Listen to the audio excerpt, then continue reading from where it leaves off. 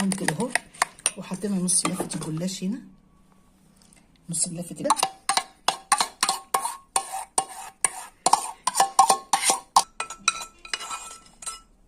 وقطعت عليهم 3 قرون فلفل رومي كده. الفلفل اللي انا حطاه مع البصل، واروح حطاهم كلهم بقى كده مع بعض، هتبقى في منتهى الجمال.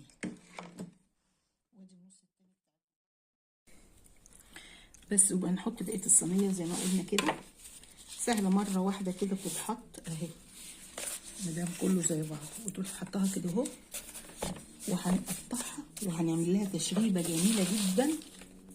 هنعمل لها تشريبه جميله جدا بقى تخليها يعني جوسي كده وجميله. بس هنقطعها الاول مربعات كده،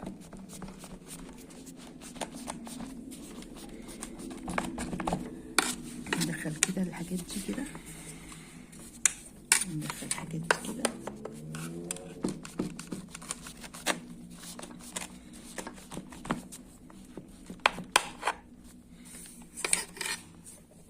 ونقطعها كده،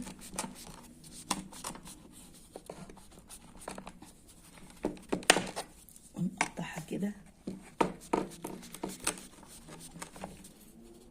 وبعد ما نقطعها بقى هنعمل لها تشريبه، بس تشريبه جميله مختلفه، بس هتطلعها تنقلها في حته تانيه خالص. انا هقطع بقى قطعتها كده، وهعمل لكم التشريبه وارجع لكم تاني. دلوقتي بقى انا عملت التشريبه دي عشان اقول لكم متكونه من ايه. بيضايه وعليها نقطه فلفل اسود وعليها نقطتين خل كده، وعملتها كده ربط البيضايه، وبعدين حطيت عليها حته جبنه بيضه تاني، وحطيت عليها نص كوبايه لبن ونص كوبايه ميه، وحطيت عليها شويه بيكنج باودر ومعلقه زبده ومعلقتين 3 زيت، وضربتهم كلهم كده مع بعض كده اهو كلهم، وهحطهم بقى على الايه، على الصينيه كده تتشربوا. بصوا هفرشها كده واسيبها شويه تتشرب وايه، وتشرب من الصوص دوت، علشان تبقى ايه، الورق يبقى مبلول كده ومضطر خالص، عشان لما تخش في الفرن تنفش بقى.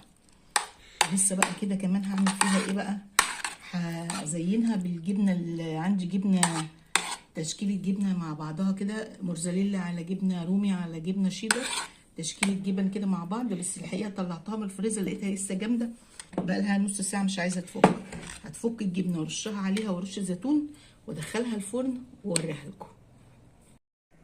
وادي شكل صينيه الجلاش بعد ما حطيت عليها ميكس جبن والزيتون، والدسم فيها قليل وكل حاجه، معلقتين زيت على معلقه زبده، وفي الاول معلقه في الصينيه من تحت زيت او زبده.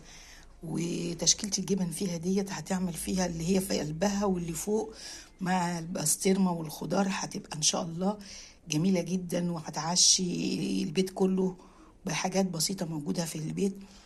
دايما خلوها متوفره هي اللي تطوروا يعني.